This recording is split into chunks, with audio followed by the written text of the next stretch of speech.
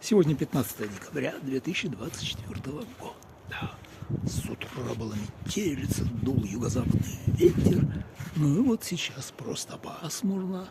Метелица закончилась, минус 5 градусов. Типичная морозная погода. И сегодня воскресенье, выходной день. Поэтому всем хорошего воскресного вечера.